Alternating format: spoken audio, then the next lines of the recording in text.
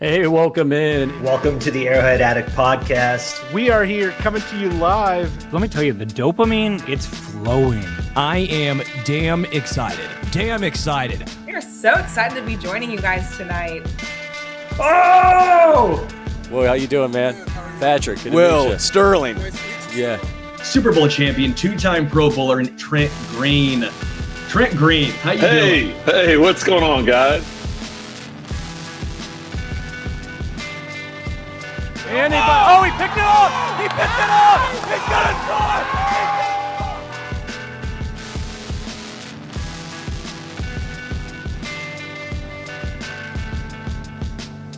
And we'll see you next week. But until then, as always, go Chiefs. Welcome in to the OG Hour. It is Thursday. What the hell is the date? It's June 5th, 2025. Patrick Allen here with you. As always, joined by Adam Best, but not always, because I was not here last week. There was no show because it was my son's first birthday. And I thought I hardly ever miss shows around here that I'm supposed to be on. Felt like that was a worthy day to take off. Absolutely. I mean, you only get a first birthday one time, right? So yeah, that's right. Took the whole day off, hung out with him.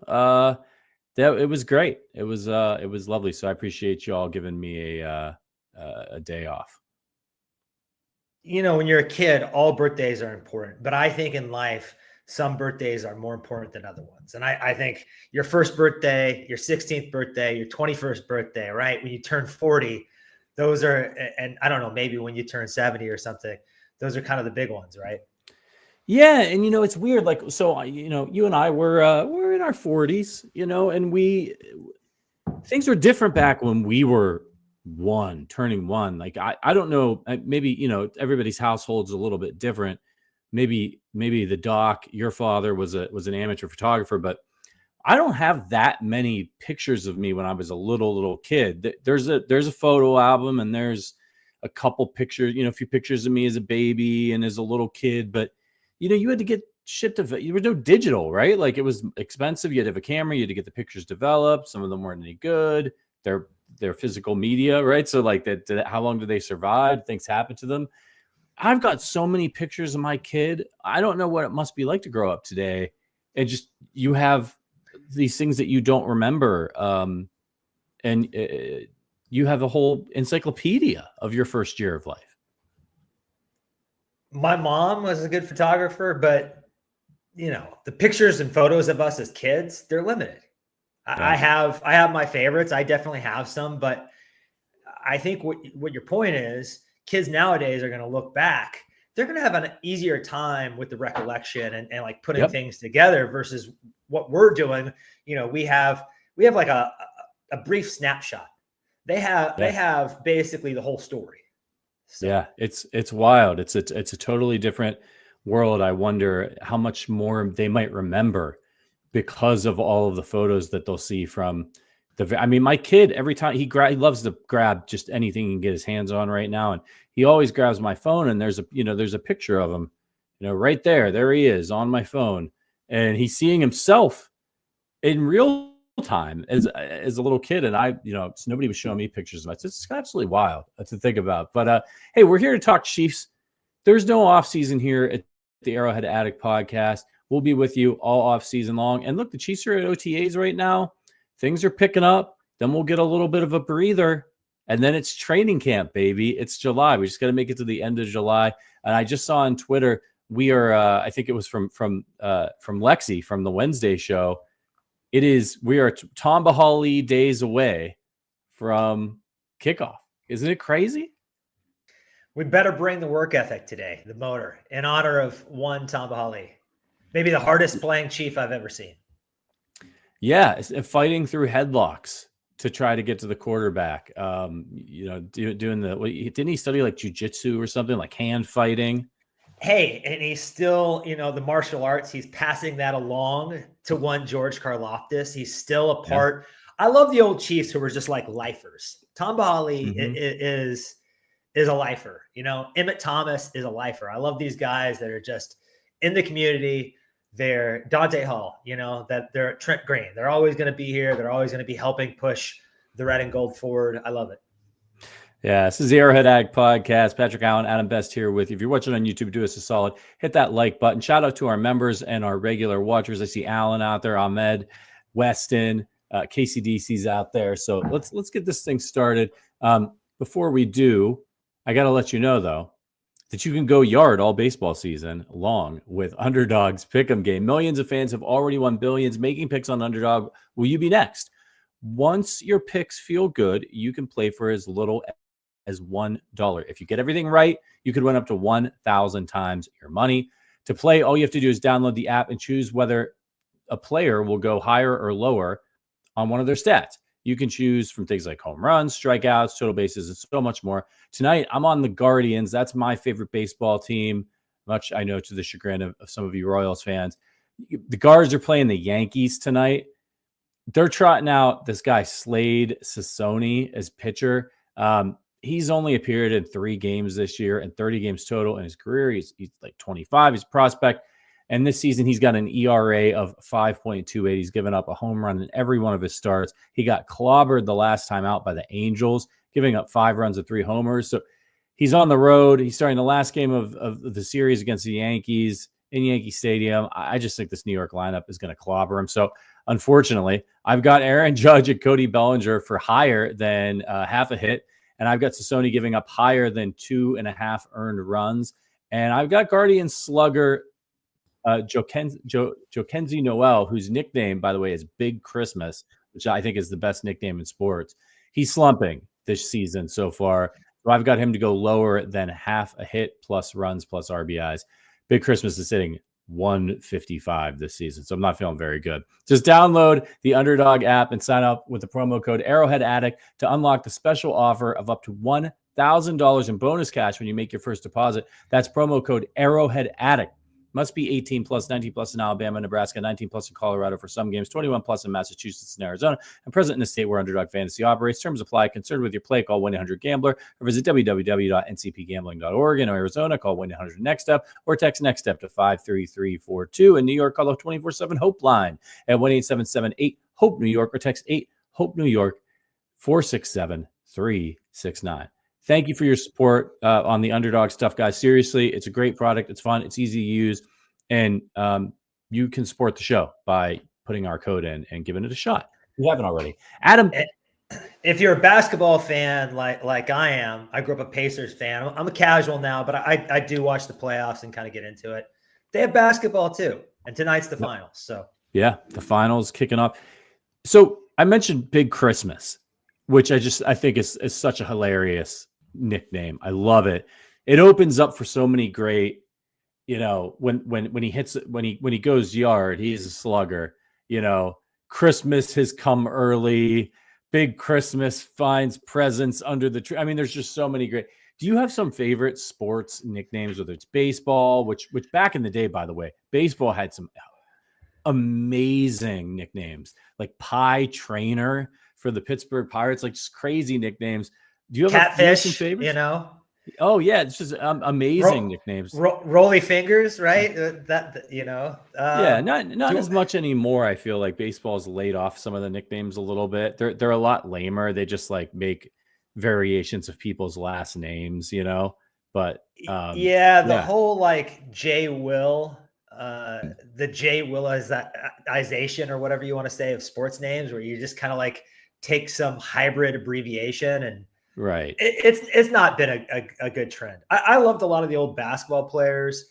The human highlight reel, Dominique Wilkins was a great one.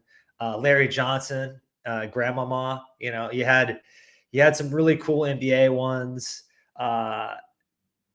Icky Woods, you have the Icky Shuffle. He incorporated the nickname and his celebration. The list kind of goes on and on. Refrigerator Perry. I mean, William Refrigerator Perry. You cannot be probably the greatest nickname of all time, right? Because you instantly looked at him, heard the name, and you understood it. And then they conveyed that to like, he was a G.I. Joe. They had the Bud Bowl for you guys who are younger. They had Budweiser versus Bud Light. They had this, the beer bottles playing football against each other during the Super Bowl. And, they tied Refrigerator Perry into that. Just, I don't know that anybody has ever gotten more mileage off a nickname than him. No, that's for sure. I think, one of the best Chiefs nicknames of all time has to be Willie Lanier, whose nickname was Contact. That's such an awesome nickname for a defensive player. So yeah, Air Jordan, obviously maybe the most famous nickname of all time. It's very simple, but good. So they range from, creative to obvious, but yeah, bring good nicknames back. So the Guardians, they have a guy named Stephen Kwan. They would call him, you'll see him talking about him in the press conferences, and they'll be like, "Oh, Kwani had a great day at the plate," and it's like, come on, we can do better than that. Just adding a Y onto the end of people's names, anyway. I know people forget that Magic is not even his real name, right, his name, right. His name is Irvin, right? Yes. But Magic Johnson, I'm trying to think who the best Chiefs nickname ever is. Lenny the Cool is up there, I think it's probably the human joystick. Pretty good. Yeah, but he was also the X Factor until that guy, the fan kind of ruined it for me.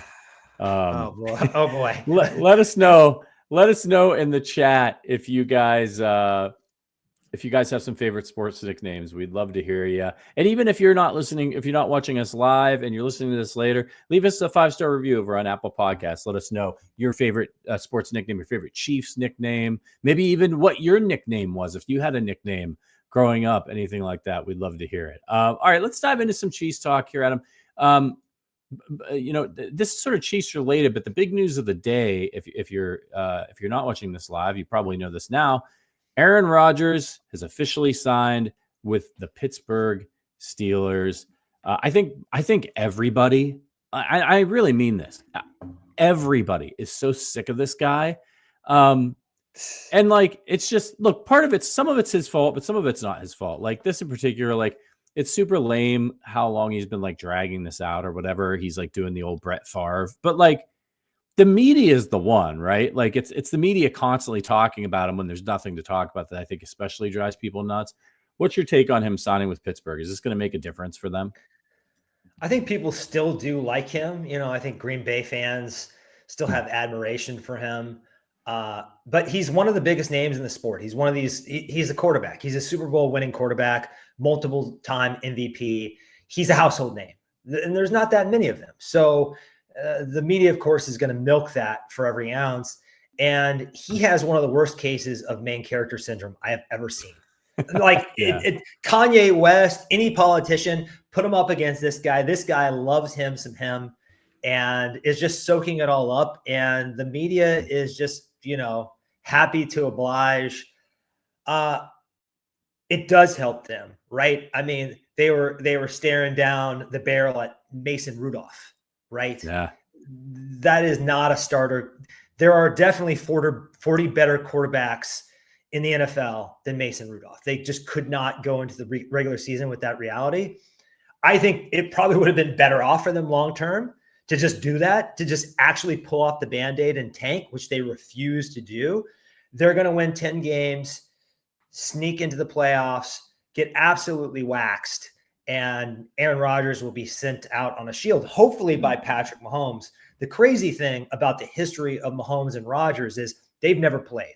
So the first time, 2019, they were set to play, Mahomes dislocates his kneecap, misses only 2 games, but one of those games was the I believe it was a Sunday night tilt at Arrowhead. I was there. So that matchup didn't happen. Fast forward to 2021, Green Bay's coming back to Arrowhead. They're finally going to play. Aaron Rodgers gets COVID. That was a crazy deal. Yeah. Misses 1 game, but it happens to be the Chiefs game. So Jordan Love gets his first start. They don't play again. Then 2023, the Jets are on the schedule. And we all know what happens with, after he runs out there with the American flag and lasts about 4 or 5 plays or whatever, tears his Achilles. So it is like fate does not want these two to share a field together. And they're not on the schedule. So if they play, it would have to be like a wild card or a divisional game. I'm not sure it's ever going to happen. But when I look at Aaron Rodgers, I appreciate Mahomes more because I think they are the 2 most similar players from a talent standpoint who have ever existed in the NFL's orbit. And you see with Mahomes what Rodgers could have been if he was more selfless, if he was more of a leader. I think if he did some of the right things, and you could see how Patrick could go wrong if he let this all get to his head. I think for what Patrick Mahomes has, him leaning into humility instead of hubris is one of the most fascinating things about him, and one of the things I appreciate the most. That's such a great point, man, because, these last few years when they've been going to these Super Bowls, his numbers haven't been crazy, and he's been opening himself up, but he hasn't always played great. He's had stretches of bad plays and stuff like that, but he's opened himself up to, he's not putting up the light show numbers anymore, and he's only winning because of the defense. And it's, if anything, I think he's made such an effort to change his game to fit the team that he has, not the way that he wants to necessarily play. Probably so much to the point where he actually needs to bounce back and go in the other direction a little bit and be a little bit more aggressive and play a little bit looser. But I mean, the results, how can you argue with the results, for goodness sake? It's been incredible, and hats off to him and Andy Reid. And that's the difference between Mike McCarthy and Aaron Rodgers and Patrick Mahomes and Andy Reid, is they just want to win. They're going to do what they want to do to win. And I'm sure Mike McCarthy wants to win, but Mike McCarthy ain't Andy Reid. It just is what it is. And so it's been amazing. It would be cool to see those two finally square off, even though I think Rodgers is pretty much a shell of himself and could actually be bad this year. Like he's old. He's going to a new system, a new team. He can't really move anymore. The arm starts to wear down. Maybe they get in the playoffs because the Steelers just seem to always find a way to get in. And that's the way that the Chiefs would play them, is if the Chiefs don't get the number 1 seed, which is possible, right? So the Chiefs don't get the number 1 seed. They're playing on wild card weekend, because if the Steelers do somehow sneak into the playoffs, they're not going any farther than the wild card round. So it'll be interesting if it happens. It'll be good for ratings, I'm sure. But those two may never lock horns, and that's all right with me. All right, let's get to players on the Chiefs. This is a big punter episode today, by the way. We got a lot of punting. This is what happens when it's June and you're doing an NFL podcast that goes on 4 times a week. It's Dustin Colquitt, our old pal, he signed a 1-day contract with the Chiefs this week so that he could retire a Chief. And I have to say, the Chiefs do a really great job in recent years of honoring former players. I mean, they brought back, we've seen them do this a number of times. I can't remember everybody. I remember Jamal Charles walking through and everybody applauding him and his family. Those were great scenes. I know that they've done it with other guys, and some other guys have signed 1-day contracts. I just want to say, whoever's in charge of that, and I don't know who it is, there's a lot of great people in the organization, but whoever's in charge of setting that stuff up, making it happen, hats off to you. That's exactly the kind of franchise that we want the Chiefs to be and that we want to root for, that honors the legends of the team in the way that the fans feel about them. We get misty-eyed. We have so many great memories and moments thinking about these guys. So it's awesome that they do this. And they always seem to make time for them to go out on the field with the team when they're out there practicing. I think that's really awesome. They had Dustin Colquitt out there. James Winchester snapped it to him one more time. Low snap, by the way. And he punted it, and I think he got it inside the 5. Did you see that video? I did, yeah. Drew Tranquill was very excited about it being inside the 5. Yeah. That video, the thing I noticed the most about that video is that Dustin Colquitt is one of us. When he had the opportunity to get close to Mahomes, he was hugging him. He was shaking his hand. He was geeking out. James Winchester came over for some love. He's like, "Get away from me, dude! I want to soak up. I want to soak up the Mahomes." I love. It goes back to what we were talking about earlier. This lifer kind of thing the Chiefs and the community established with these players in Kansas City, and I think it goes back to what the Hunts and Hank Strom and Carl Peterson and Marty Schottenheimer and everyone's been building all these years. This almost like college family-like atmosphere that you don't really find anywhere else. Maybe you find it in Green Bay. It is very rare. It is very rare what they've built in Kansas City. And I think also because the Chiefs, I mean, the city, the region only has these two teams, the Royals and the Chiefs. Just the Chiefs and these guys that serve as kind of like lifetime ambassadors just have an outsized role versus other cities. When you're in like Los Angeles here and you have just a shitload of teams, or Boston or Chicago, it's just not as important, right? But these guys kind of like represent the city, and again, an outsized way. Yeah, and there's something like, obviously, we work for Fansided. You started this company with your brother, and there's something fun and magical about having, especially when you're a kid, you have these heroes, and sometimes they're sports stars. And even as adults, now you and I are old men and we're watching guys that are younger than us, but they can do things that we could never do. And in a way, they're sort of like they're athletic superheroes. And it's amazing to watch these basketball players and these football players, guys like Saquon Barkley jump backwards over a guy. I mean, to do that to the best athletes in the world, it's so fascinating. It's why we love sports. And in these small towns, so a lot of times people need something to root for. Life's not easy for everybody. And I think, especially people in small towns, and maybe there's not a lot to do, and you're working wherever, and you're working hard, and you got kids, and life is tough, and you get to escape, watch these guys on Sundays. And yeah, it's cool to like see them at the plaza, or, you know what I mean? Like I was interviewing Eric Stonestreet the other day, and he was talking about one of his favorite players growing up was Christian Okoye, the Nigerian Nightmare, and how he saw him when he was a kid, and the wait at a restaurant, the waitress encouraged him to go up and say hello. That's awesome. And so, yeah, you get this really kind of special opportunity as a pro athlete in these, especially in smaller markets. Yes, you can make a lot of money, but you have a chance to kind of immortalize yourself in this town. And, like LeBron James in Cleveland, man, like what he did for that city, bringing them a championship. Like, I would have built him a statue the minute that game was over. I would have started construction on it. I would have waited till he retired. So it's really cool. And hats off to the Chiefs for the way that they handled this. And I just wanted to tell a quick funny story for me. And I told this on Twitter, so some of you may have seen it. When they opened the new Arrowhead, I grew up in Northeast Ohio, so I had never even been to Kansas City. I had been a Chiefs fan since elementary school. And, then I went straight into college, and then I went straight to grad school, and I was living in New York City. In 2010, finally, I had enough money to go fly to Kansas City with my buddy, whose name is Patrick Allen, who I met at a bar watching the Chiefs in New York City. You can follow him on Twitter, by the way. I think he still has an account. The other Patrick Allen, I believe is his name. We meet up in Kansas City. We go to the opening of the new Arrowhead. We had a great weekend hanging out, catching up, and we're there in the beginning early, and players are down there. So we walk down, and Dustin's signing autographs, and Patrick had his Dustin Colquitt jersey, which they didn't sell that, by the way. He had to.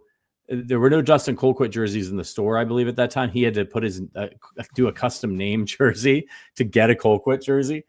So he yells down, "Hey, Dustin, will you sign my Colquitt jersey?" And Dustin looks and does a straight movie double take, and he looks at him and he's like, "You have my jersey?" He's completely perplexed. This was not something that he saw a lot. And Patrick just says to him, "You're the best player on the team."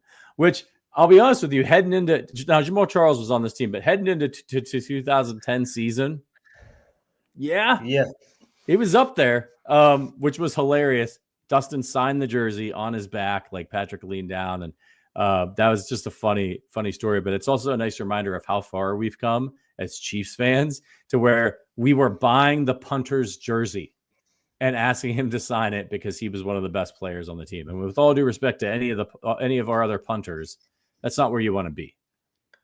Our current kicker is a Hall of Fame kicker. You're going to mention 7 players before you get to his name right now, right? Right. In any given year.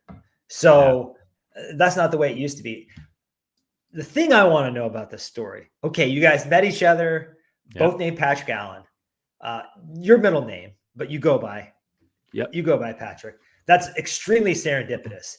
But the fact that where did you guys meet? Because he's also a Chiefs fan. That's where it gets real crazy for me. In New York City. Yeah, we were in New York City, and so I was dating this girl from Kansas City, and I got set up with her through a friend of grad school, and she tipped me off to this bar called the Village Poorhouse, which is no longer operating, but was. I went there with you.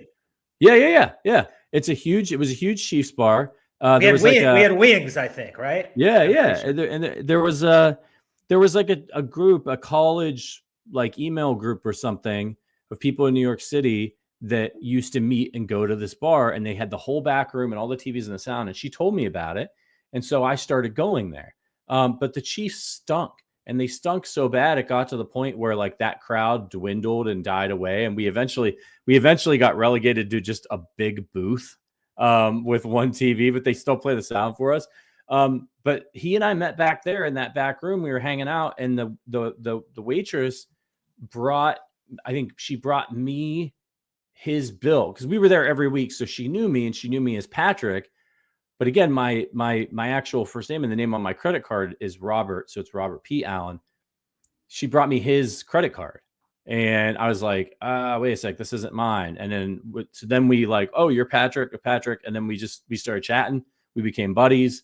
We watched games together there for years and years and years, and eventually he moved away. He's an engineer, builds bridges and stuff. But that's how we did it. That's how we met. So crazy serendipitous moment. Unbelievable. Yeah. All right. So moving on to the punters we do have. I was really excited about the Matt Araiza signing. I was just thinking about this massive leg that this guy has and how he could punt it like 80 yards and how he could help the Chiefs flip field position. But he wasn't that great last year. He was fine, and you saw the big leg, but sometimes you didn't. And look, hey, it's really his like first season kicking and all that. Well, the Chiefs have brought in competition for him. So I'll give you a little primer. So this is what Dave Toub said on Matt Araiza this week. He said he's got a bomb of a leg. He can hit the ball long. We need more hang time on his punts, more vertical power, and then we need more accuracy in the pooch area, which is getting balls inside the 20. That's what he's really been emphasizing during the offseason. So, I mean, that's pretty straight talk from your special teams coach of like, hey, man, like you can't, just because you can kick it a mile, that's not going to help you make the team. So they brought in another guy. And do you know how to pronounce this guy's last name? Out of USC, Eddie Czaplicki, maybe? The C is silent? I don't know. Yeah, Czaplicki. I think that's right. Eddie Czaplicki. He's an undrafted free agent out of USC. And here's what Dave Toub said about him. I know it's early, but he's very talented. He got hurt late in the year in college. He's a Ray Guy winner last year. He got hurt late in the year, and he kind of slipped and didn't get drafted. We pounced, and those guys did a good job of getting him in our building. We have a lot of history developing guys and those guys moving on. So that helped us be able to get a free agent that is the caliber that he is. I mean, this sounds like a legit, maybe it's coach speak, he's just trying to encourage Araiza and all that. But I mean, having both those comments like in the same media session is telling. What's your take on this? First off, we butchered it. I think it's Czaplicki. That's what I'm saying. Czaplicki. What is that? Is that Russian? It's Polish. Polish. That's just what I'm seeing on a quick Google dive. He's trying to set up a competition. We weren't that far off. Czaplicki. Yeah. So sorry to all the Polish listeners. This is no different than what the Indianapolis Colts are doing with Anthony Richardson. They have a top of the position athlete who is massively underperforming, and they're bringing in another player as a kind of a cattle prod to motivate and create some competition, and hoping that competition breeds the best potential situation. I can't punter discourse. I mean, this is where we are in June. This is my purgatory. I know we have to talk about it. Deep down, I am a punting game saboteur. I want the punting game to be bad. And here's why. Andy Reid does not need more excuses to take the ball out of Patrick Mahomes' hands when it's 4th and short. That's the only drawback about Harrison Butker is if it's 4th and 3, he might look at the greatest player who ever lived and look at his Hall of Fame kicker and go with the Hall of Fame kicker. I want them to go for it on 4th and short as much as they can. And it's not just because analytically it's been proven optimal, like in terms of the odds of winning, the probability of winning the game and all that. It's that the way opposing teams play the Chiefs is absolutely insane. They play the Chiefs. The aggression is not turned up to 10. That dial is turned up to 11. You have teams that will go for it routinely on 4th and 6 versus the Chiefs. You have teams that will go for it on 4th and 5 at their, at the 50-yard line. And if the Chiefs don't match that aggression or come close to matching it, they're just at a supreme disadvantage. And I've never been a fan of that. That said, there are times where you have to punt. There are times where you have to punt. It's 4th and 8, you're on your own 40, you're punting that ball. And you would hope that a guy named Punt God could occasionally get it inside the 10 instead of just, aiming for the stands and trying to show off that cannon of a leg he has. And it was a really rough season for Matt. Yeah. Yeah. It wasn't what you hoped for. Look, I feel like when you're a team like the Chiefs that they're going to be good and they've got Mahomes, you need these little edges. And so as much as I don't ever want to see the Chiefs punting, we were, when we had Dustin Colquitt, man, I mean, we were really spoiled. He was so good, consistent, always got us inside the 20, rarely made mistakes. And, Townsend was good too, as he developed, but we need these little edges because teams are getting closer to the Chiefs. The band's been together for a while and we're not surprising anybody anymore. So I need that little edge, that punt inside the 20. We can't have mistakes. And so, we want to beat Josh Allen in the playoffs, keep doing that. Want to beat Lamar, want to beat Joe Burrow if we run into him. So I want every advantage we can get. And it's harder for the Chiefs to get advantages because they're paying Chris Jones, they're paying Patrick Mahomes, Travis Kelce's not cheap. I mean, you got to find them where you can get them. So shout out to the Chiefs for bringing in this guy. We're going to need a good nickname for him if he makes the team, because I'm going to panic every time I'm forced to say his name. Even if I practice it, I'm going to panic right before then. So, by the way, shout out to the people watching on Facebook. We stream everywhere. We're streaming on Twitter. You can get the show. We're watching on YouTube, of course. But so shout out to Lisa, who's watching us, I think, over on Facebook. There was somebody else earlier as well. We appreciate you. Like the stream over there as well. All right. If you thought we were done talking about punting, I'm ready to disappoint you. Let's talk about punt returning. It's a special teams day here on the Arrowhead Addict podcast. What do you want from me? It's June. Dave Toub was talking about Xavier Worthy. And this one actually kind of got people a little riled up, Here's what he said. He'll be in the mix as a punt returner. He said, now, if you remember Worthy, if you remember Worthy, he was going to be our guy. He planned on being our guy until Rashee Rice got hurt, and that changed everything for that dynamic. He ended up being the number one receiver for us last year, and we couldn't afford to have him back there. I say he's the best punt returner nobody knows about right now in the league, and that's Worthy. So hopefully we'll get him back there too. So, it tells you a little bit about, I think, again, sometimes we're really hard on the Chiefs and hard on Mahomes, and he loses. They planned for this to be a Kelce, Rashee Rice, Hollywood Brown led offense last year with Isaiah Pacheco. Yeah. As well. Isaiah Pacheco. And then they thought they probably thought they were going to use Worthy very much like they used Tyreek Hill during Tyreek Hill's rookie season. A little bit of receiving, a lot of special teams work, and some gadgets, some sweeps and things like that. And then Patrick Mahomes goes through the whole season pretty much without Rashee Rice. He's got Kareem Hunt's corpse back there, falling forward and still getting yards. And he's got a rookie who has no clue what he's doing. I mean, and then they go to the Super Bowl and they go 15-2, and people are like, they're done.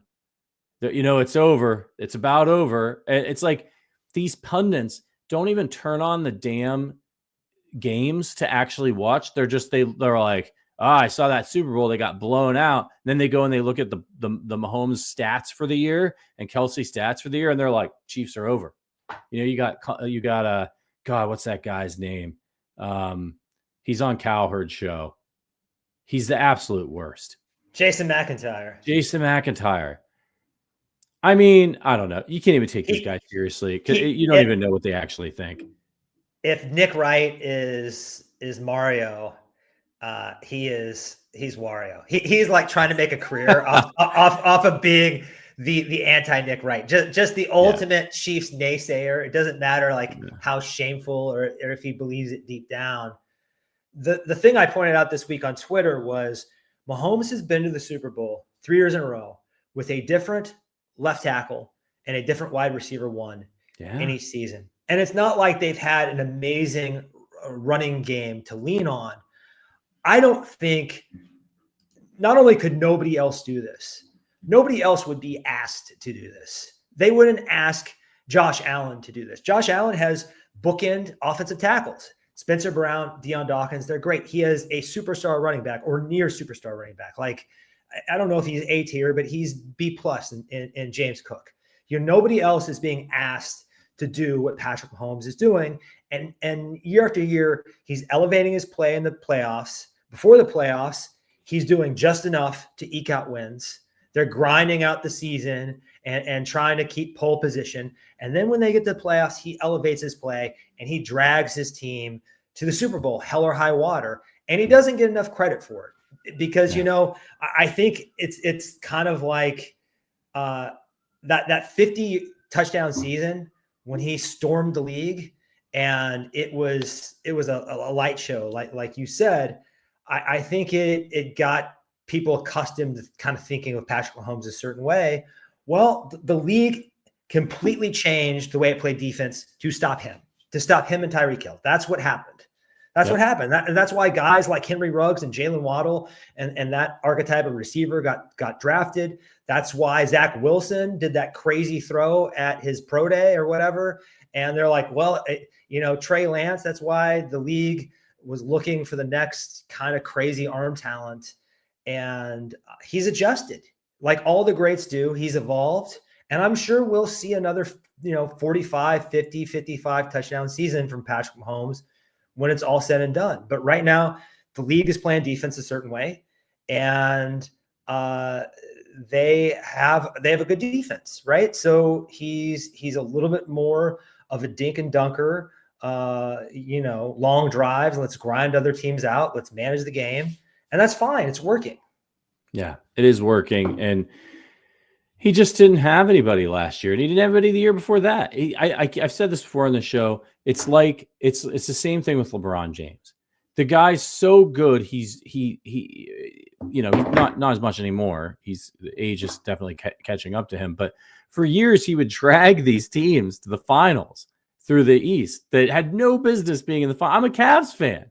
We had no business being in the finals. He single-handedly ended the Detroit Bad Boy Pistons era.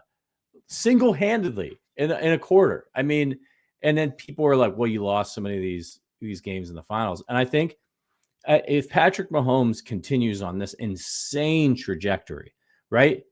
Brady had that 10-year drought where he didn't make it to any Super Bowls. If Patrick Mahomes keeps making it to Super Bowls, he's going to friggin' lose some. Like sometimes he's so good, he's going to get them there when they shouldn't be there. And that team last year, they went 15-2 because of him. If Alex Smith was the quarterback, and I love Alex, if he was the quarterback of that team last year, did they make the playoffs? I think they'd be close to making the playoffs because it's a talented team. But like, they definitely don't get to the Super Bowl. They don't beat Buffalo. No chance in hell. Josh Allen was incredible in that game. And the reason the Chiefs won was because the weakest unit on the field was the Buffalo defense, and the greatness of Patrick Mahomes exploited it. He did. He totally exploited it. Yeah. But look, we went on a complete tangent here, but we were talking about Worthy returning punts. So now I think a lot of Chiefs fans have this expectation that Xavier Worthy is going to take a big leap forward this year. Rashee Rice is going to be back. And we just don't really know what to expect from Hollywood Brown, I think. What's your take? Do you want Xavier Worthy back there returning punts, or do you want to see him out on the field more? And are you concerned about him getting injured? Yes. He weighs 160 pounds. We've seen this with guys like Tank Dell. I do not want him put in precarious situations. I do not want to see that. I want him playing the wide receiver position. And, I don't even want to see him doing a lot of blocking or taking on a lot of press. He's kind of I hate to say he's a very good specialist, but I think he's going to have kind of a specialized role. Specialist might be unfair, but he'll have a specialized role in the Kansas City offense. And Nico Remigio, the Chiefs probably don't get to the Super Bowl without him. Like, why? We have a perfectly fine punt returner who proved his worth in the biggest moment of the season for the Chiefs.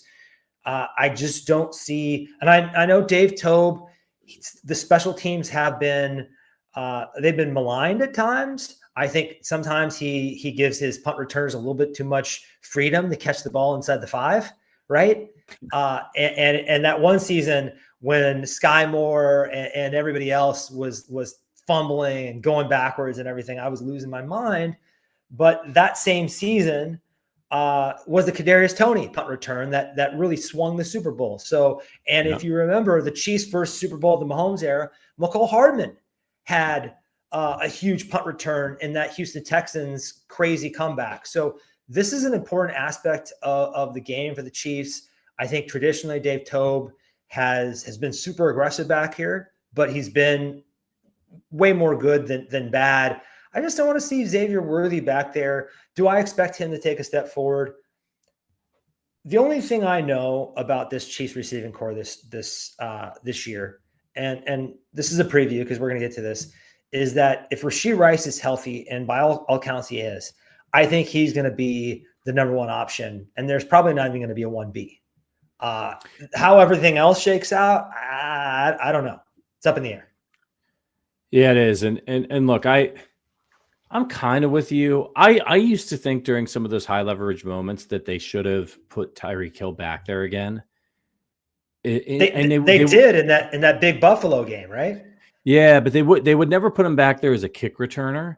And I feel like you can use them in special situations. If we're down and we need that's their job, is to make things happen. And so I'm fine with it in certain situations if he's that good. Again, if it can be a little bit of an X factor for us.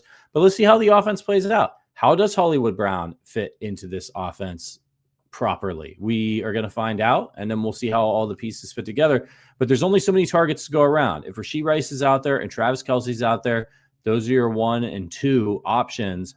And then you've got Worthy and Brown fighting for the rest. One last point on this kick returner thing. You have Patrick Mahomes. We know he can matriculate the ball down the field, 16-play drive, flawless, not make any mistakes, no matter what defense he sees.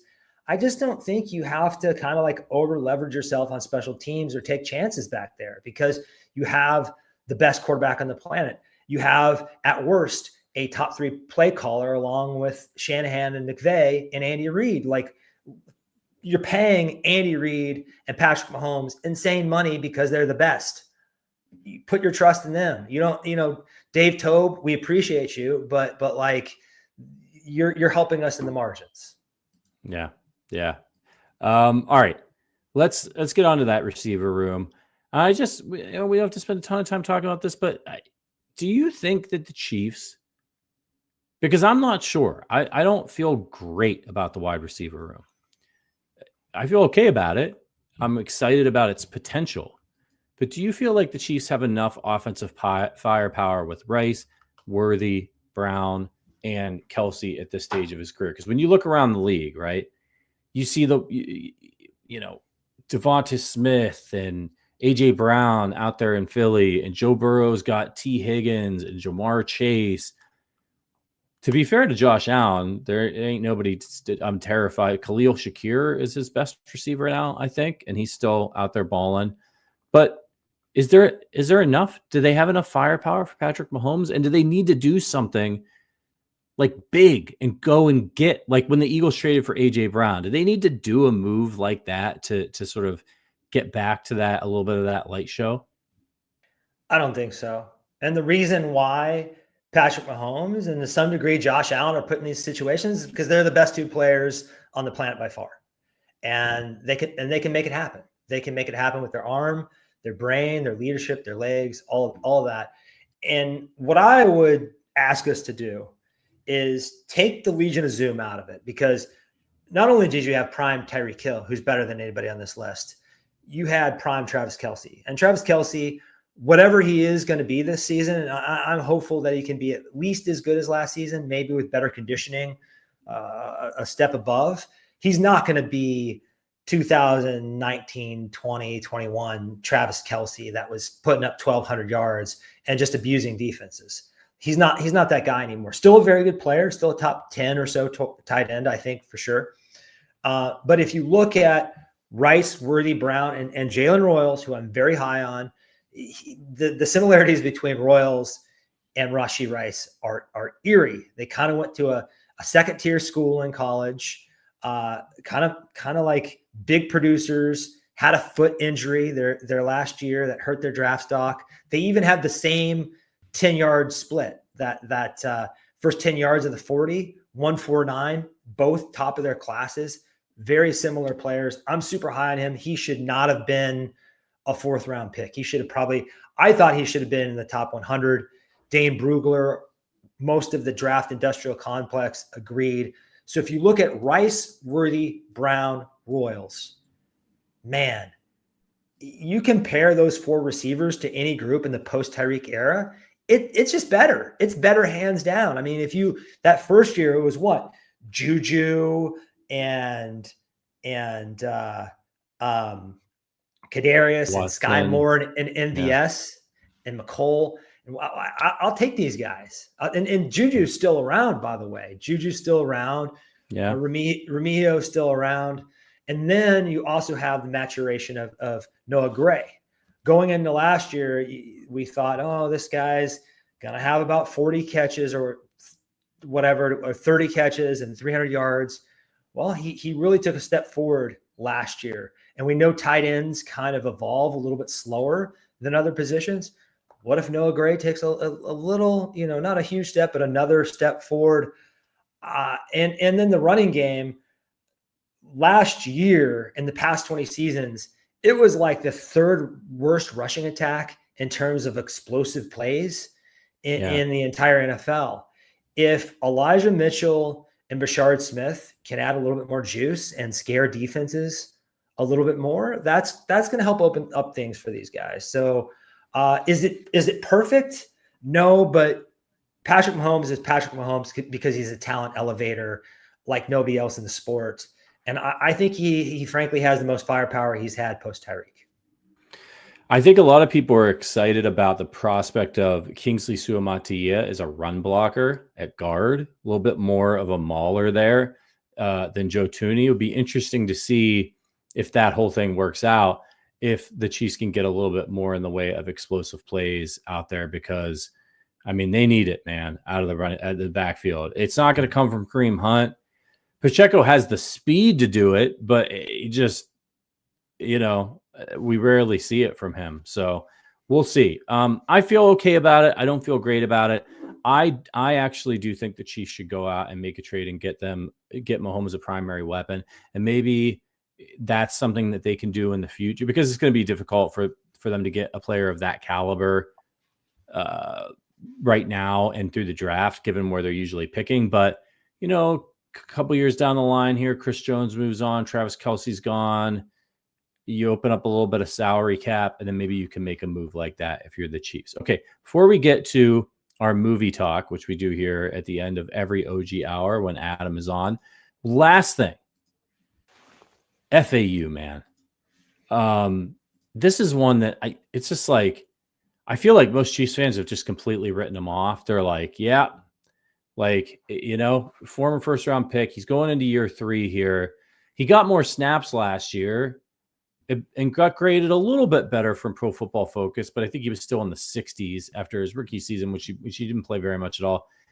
And then he played the last game of the year against the Broncos. And I'm pretty sure he played just about every snap. And he was the worst graded player on the defense. It was like 48 per Pro Football Focus. Is this guy, Lance Zierlein over at NFL.com thought he'd eventually be a plus starter. At this point, is he a bust? Is he only ever going to be a rotational defensive player, in your opinion?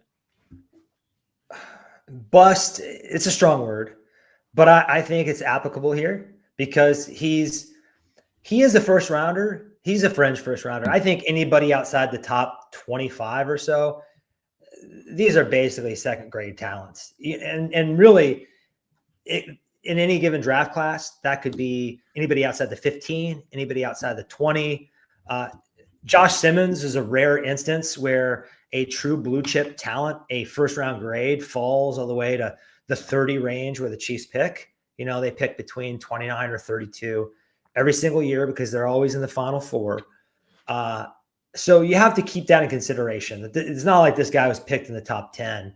It's not like Tyson Jackson, Ryan Sims, Glenn Dorsey situation. Sorry to relive that trauma, guys. But you got to have perspective here. But I think this is an instance of Spags leaning into his preferred archetype a little bit too much. He likes guys on the edge that are strong, are sturdy, have great motor, play the run well, and often aren't super explosive athletes with a lot of bend.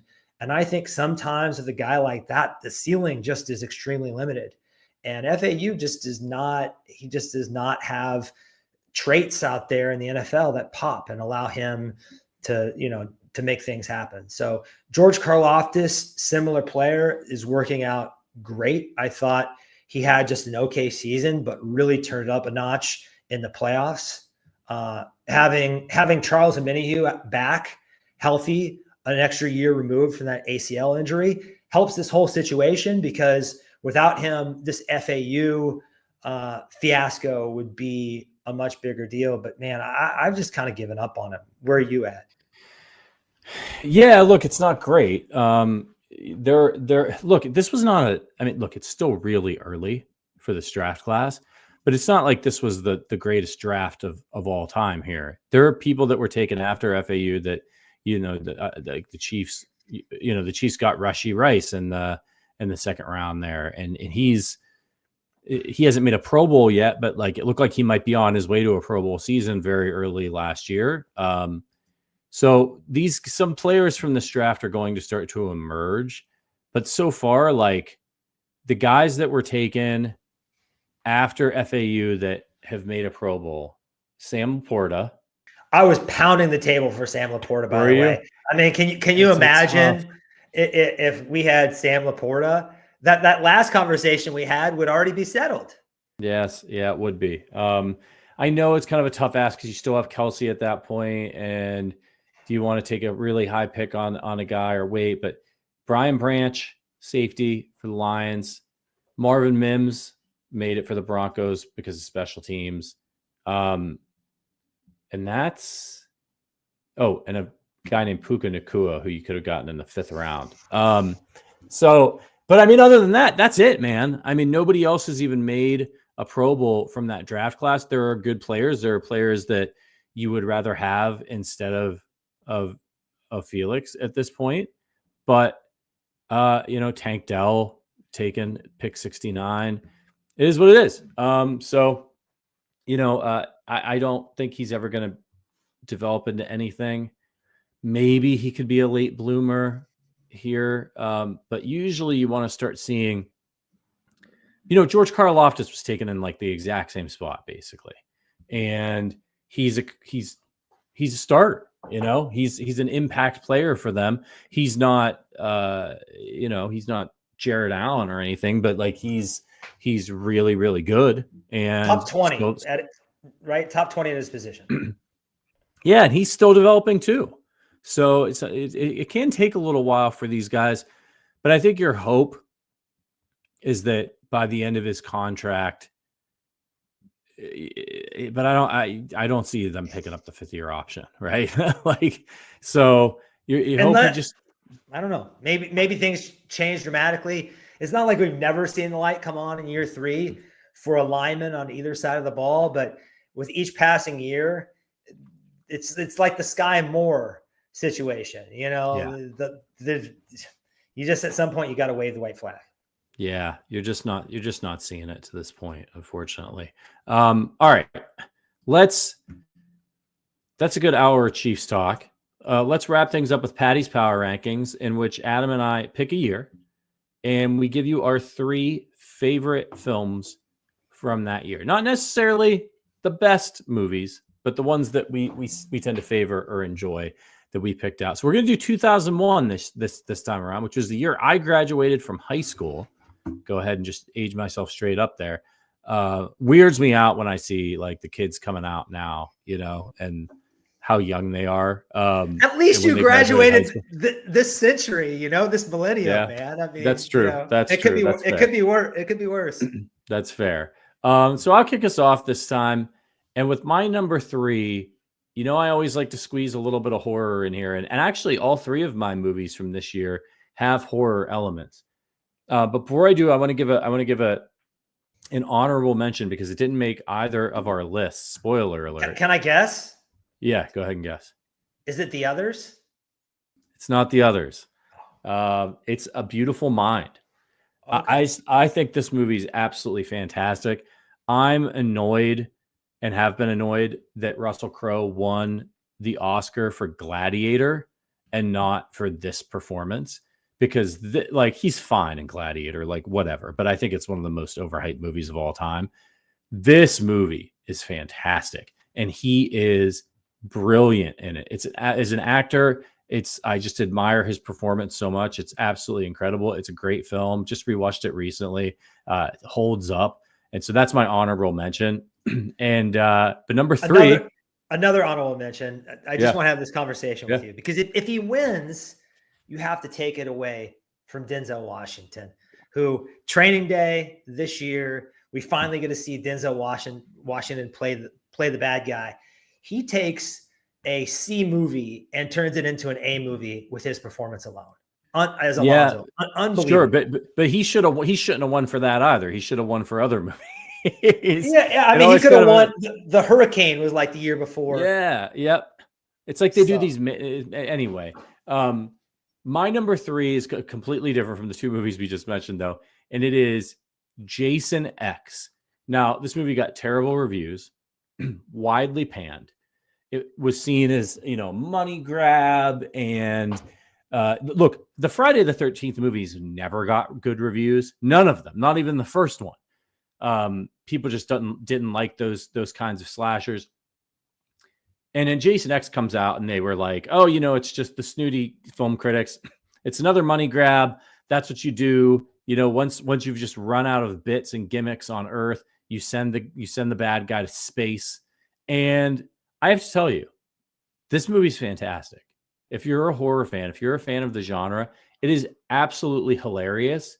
It's very Scream-like in its self-awareness.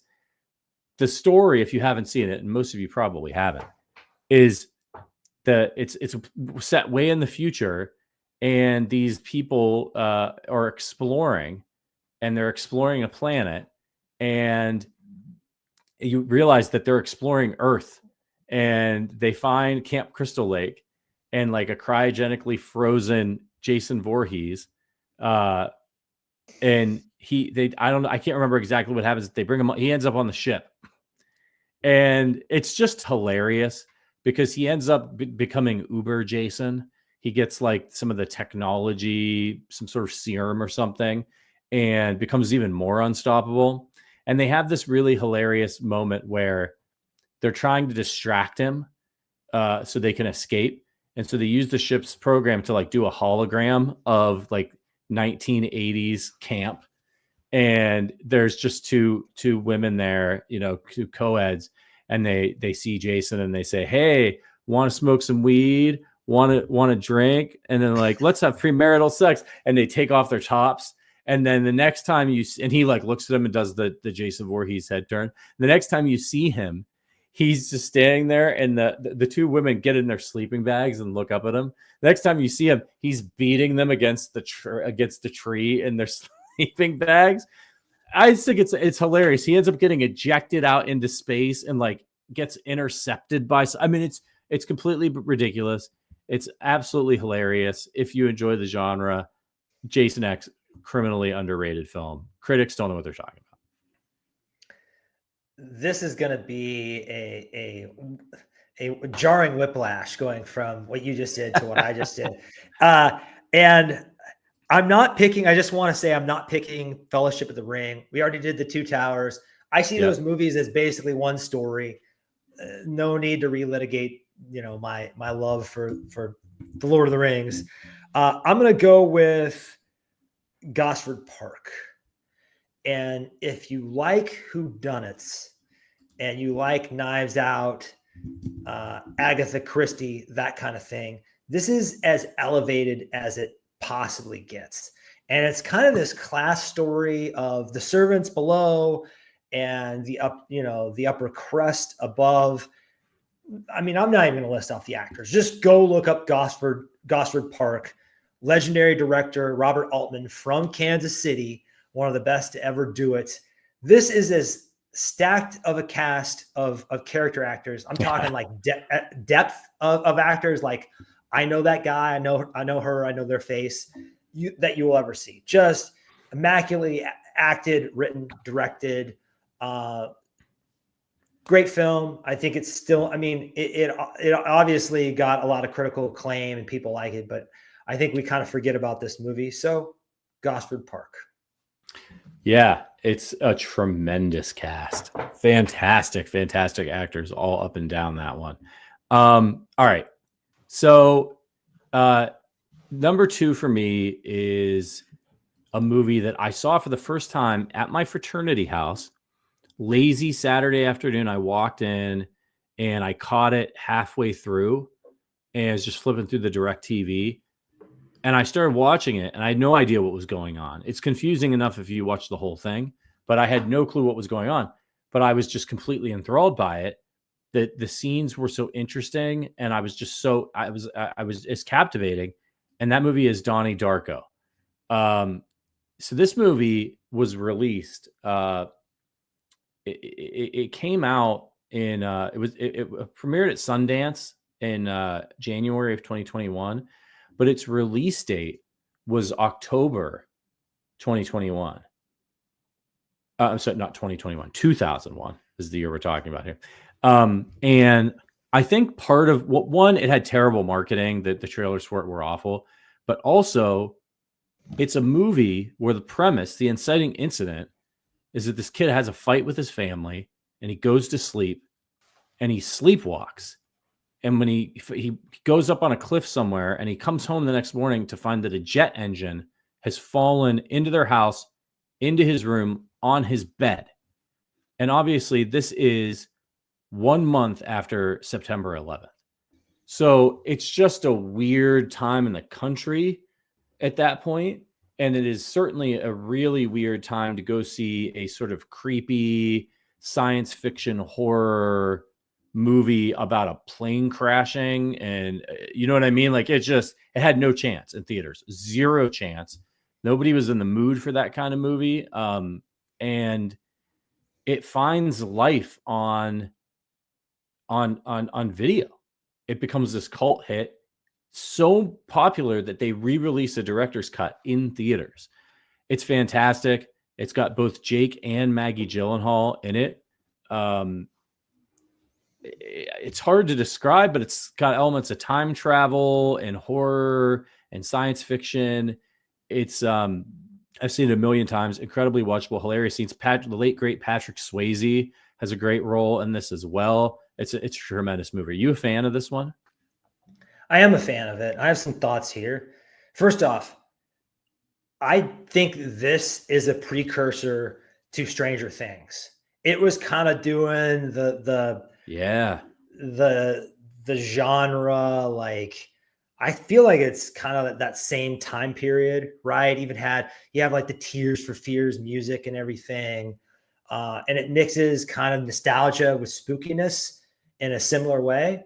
So, and then this is the first time a lot of us saw either Maggie or Jake Gyllenhaal, and they're kind of taking the sibling, the brother sister baton from John and Joan Cusack, right? I'm trying to think, do we have a bigger sibling duo not brothers or sisters, brother sister? I don't know. Not that I could think of. And these two are really big, right? Like, they're big time movie stars. I'll have to think about that. And he's still a big star. She's directing now. The last thing here is the curious tale of Richard Kelly, this director. He was supposed to be the next like huge thing. And he takes all the capital that he had built in the industry after this movie and does this bizarre bomb called Southland Tales with The Rock and what's his name? Sean William Scott, Stifler, and doesn't work. He does this movie, The Box, in 2009 with Cameron Diaz. It doesn't work. And then he just disappears. He was like hailed, at one time it was like, is he going to be the next guy? Is Christopher Nolan going to be the next guy? Is M. Night going to be the next guy? And he just disappears. I guess he's had like 10 different projects in development. One was like going to star James Gandolfini, and then James Gandolfini died. He's just been like incredibly snake bitten. And it sounds like he's working on something this year. I'm really rooting for the guy because he's been in the wilderness for about 15 years. And I think he's got a lot of talent. So I'm hoping we get another movie from him. Yeah. And we've talked about this, how sometimes somebody comes out with their first movie and they've worked on it for so long. And then it's like, you get all this pressure to deliver. And really, his direction of the movie's, very good, but it's the script. Like, the script is fascinating and interesting, and the characters are colorful. And as you said, it taps into this nostalgia. It's not easy to write a really good movie. And you're asked to turn them around really quickly once you become a success. And so maybe now that he's had some time, a lot of time to, work on some other things, maybe he'll turn out something just as captivating as Donnie Darko. Must watch if you've never seen it. It's fantastic. But get the director's cut. It makes a lot more sense. And whip it out around Halloween. That's a great time to watch this movie. I feel like kind of a yearly tradition for me. Yep. Drew Barrymore is in it too, right? Yes, she plays, and so is Noah Wiley, who's now having a resurgence himself in what's it called, the HBO show about the hospital. But he was Carter on ER, and now he's got another hospital show. It's not ER related. I forget what the name of it, but it's supposed to be really, really good. People love it. So really, really fascinating cast as well.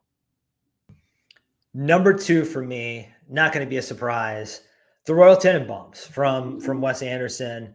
This is, I like a lot of his films. Some of them don't hit as well for me. Moonrise Kingdom, a few others. Isle of Dogs, but most of them I'm a big fan. I think he has, some people could call it a shtick, but unlike maybe a director like Richard Kelly, he knows exactly who he is, what he wants to do. He knows how to connect with his audience over and over again. And I think this is maybe his best movie ever. And the late, great Gene Hackman, we often got to see Gene Hackman do the serious stuff, do the conversation or Crimson Tide. But as we saw in Superman, he was capable of being funny and being charming and kind of being, playing the bad guy. The Quick and the Dead is another example of that. Have you ever seen that one? I've not seen The Quick and the Dead. It's on my list. Oh my God. It is. I mean, guys, 1995. Think about how crazy this is. You have Sharon Stone starring as a gunslinger, and Gene Hackman's the bad guy. But the two big supporting roles in that are rising stars, Russell Crowe and Leonardo DiCaprio. Just crazy movie that actually happened. Weird Western. But yeah, Gene Hackman was more than just a serious actor. He was incredibly funny and charming, and Royal Tenenbaum was one of the all-time great characters. And this movie, along with Bottle Rocket and Rushmore, gave us the Wilson brothers. Ben Stiller's good, Gwyneth Paltrow. It's just an iconic movie that, how many times maybe not as much now, but Richie Tannenbaum was like one of the big Halloween costumes for like at least a decade after this movie. You're muted. Mumbling to no one. I've never been a big Wes Anderson guy. I've seen a couple of his films. I've never seen this one, so it's probably a hole in my film repertoire as well. So I should definitely check it out. Love all the actors, and he's very specific with what he does. It's the little quirky thing, but as you pointed out, he knows who he is as a director, and so. But this new is movie this weekend, The Phoenician Scheme with Benicio del Toro. Yeah. So that was your number 2, right? Yes. Okay. Number 1 for me is a movie I became obsessed with late in my senior year of high school, and that is Vanilla Sky. It is based on the original film, which was a Spanish film called Abre los Ojos. And it fits right in my wheelhouse of sci-fi with horror elements. Sci-fi is my favorite, genre after horror. And this is another incredible cast. First you get Cameron Crowe and everything he brings to a movie. So you've got fantastic music. It's called Vanilla Sky.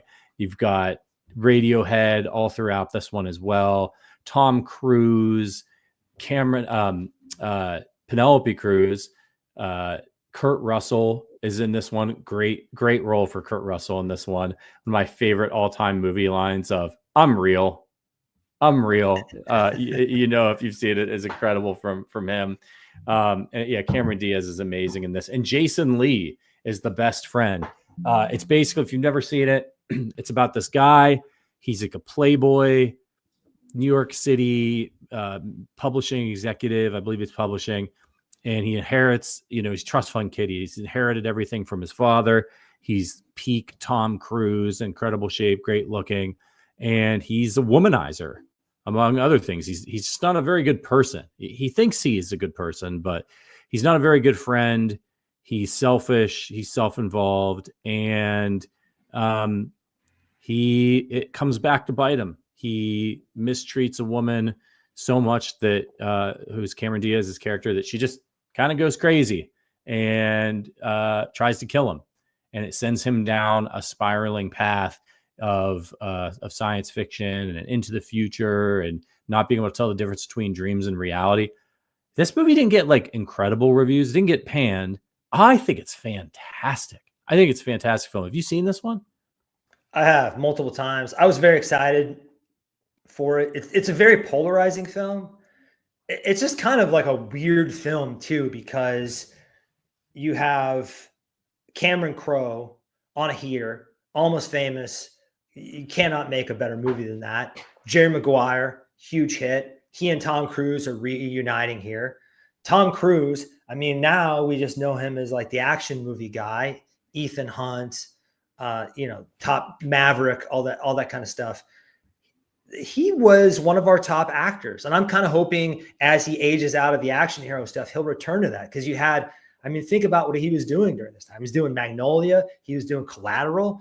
These are not like, disposable. I mean, I love populist blockbusters, as you'll see with my number one.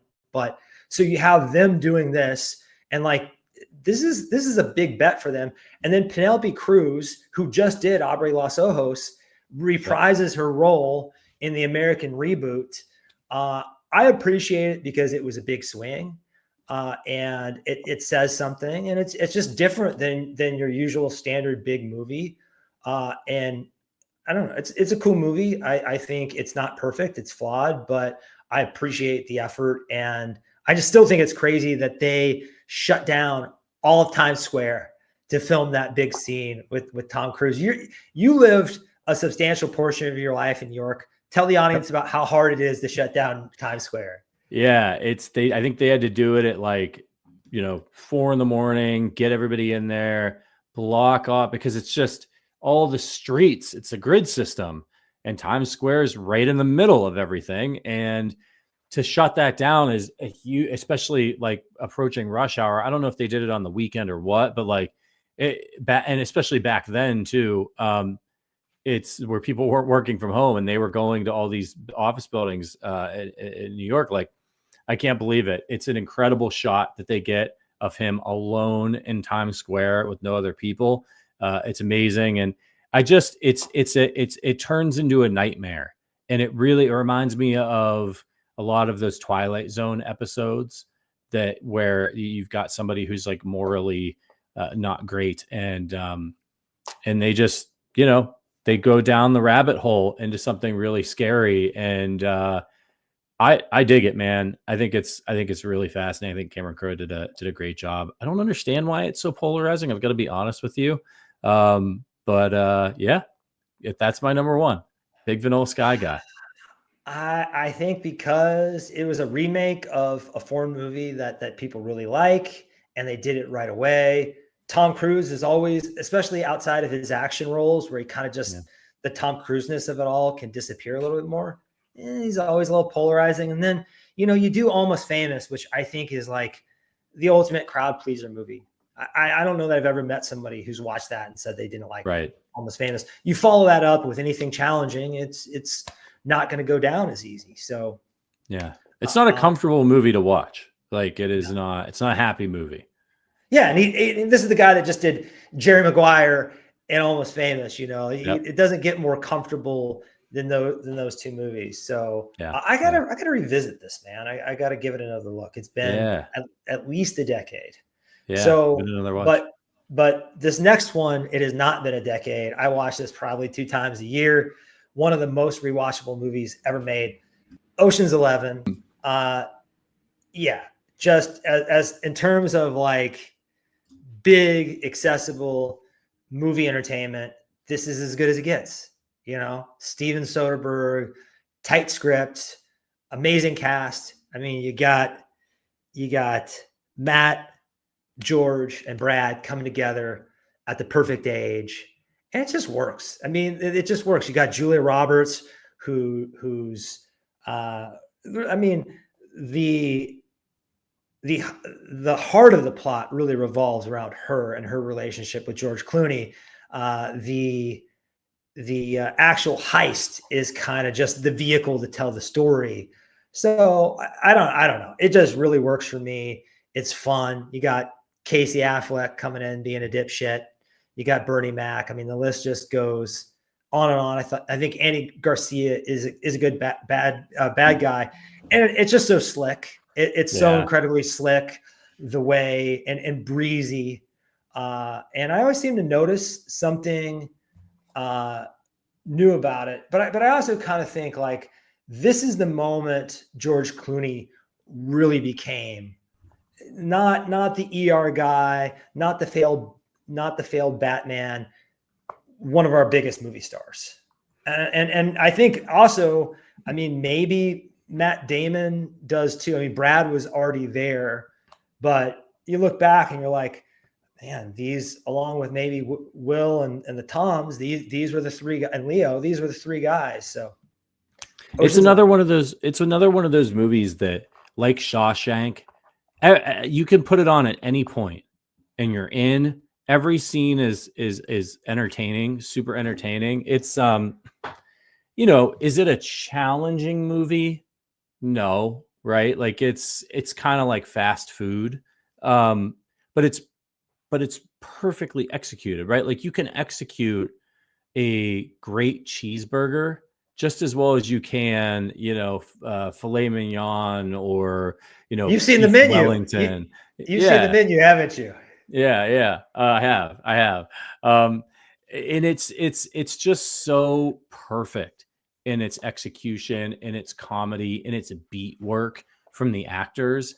It's really a little bit of a masterclass there. And even its side characters, everybody's endearing in some way. Like even Andy Garcia, like you do like Andy Garcia. One of my favorite moments is after the guy, they get into the vault and the guy looks, his head of security looks down and he says, "What happened?" He says, the floor is littered with what he's like, they're flyers, sir, for hookers, is the way that he delivers that line.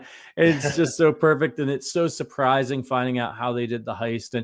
And the other ones that came out after that were fine, but they weren't ever able to really capture for me the magic of that first ensemble. So spoilers. I love 13 when they bring in Pacino as like the bigger, badder Andy Garcia. There's some like ridiculous parts of it, but generally I thought they got a lot of the magic back. Maybe not all the way. I really did not like Ocean's 12. Spoiler alert: the whole like Tess looks just like Julia Roberts thing. It just did not work for me. I don't know. I don't know why. I'm usually into meta stuff. It just felt a little cheap. Yeah, it's hard. Sequels are hard, man, especially a sequel to a movie like that, where like the audience, one of the great things about it, right, is it's a little bit of a magic trick.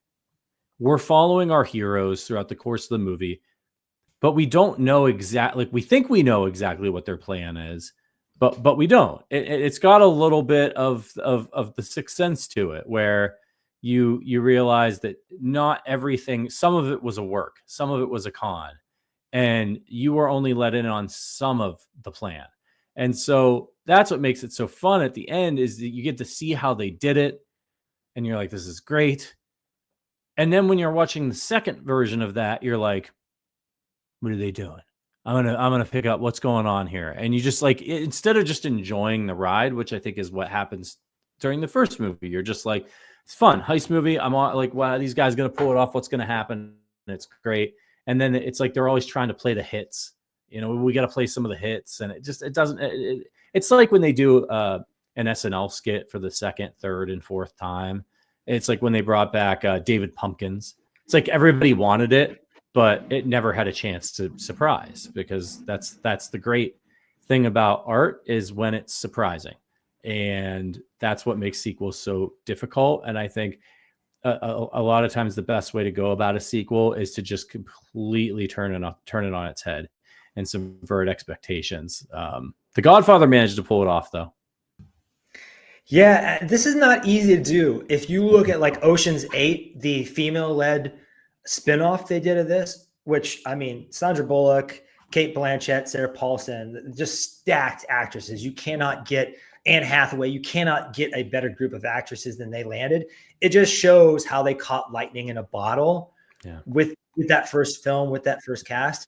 And if you're looking at the sequels, I know I just talked shit on 12, but go and watch those 3 movies and then go watch the Now You See Me movies. And you'll realize how well they executed that like popcorn magic trick entertainment. Yeah, absolutely. All right, everybody. Well, we're going to get out of here and let you get on with it's almost summer. I can't believe it. It's crazy. The Chiefs will be back soon. Thank you for joining us and spending a little bit of your off season here at the Arrowhead Addict podcast. Again, if you really want to help out the show, do us a solid. Head on over to Apple Podcasts, leave us a 5-star review, ask us a question over there. Any off-season questions you have, predictions, we'll answer it right here on the show. Thank you to producer Richard for getting us up and running. Make sure you tune in tomorrow for Adam's show, Freaky Friday, right here on Arrowhead Addict, and make sure you're getting all your Chiefs news, everything coming out, OTAs, everything. Matt Connor and the gang have it all for you on arrowheadaddict.com. Thanks, producer Richard. Thanks, Adam. My name is Patrick Allen. We'll see you guys next week. But until then, as always, go Chiefs.